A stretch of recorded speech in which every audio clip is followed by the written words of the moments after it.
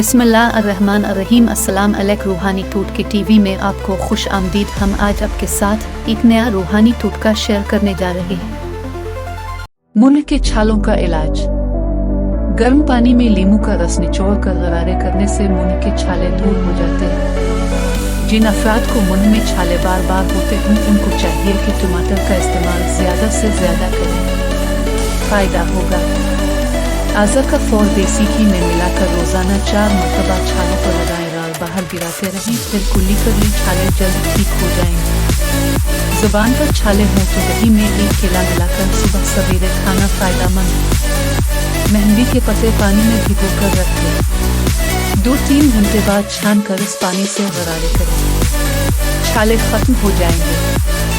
किशमिश 30 ग्राम, काली मिर्च 15 ग्राम मिलाकर चबाने से मुंह के छाले ठीक हो जाएंगे। अगर आपको हमारा टोटका पसंद आया हो तो लाइक और सब्सक्राइब करना ना भूलिएगा और कमेंट्स में ये ज़रूर बताइएगा कि आपको इससे कितना फायदा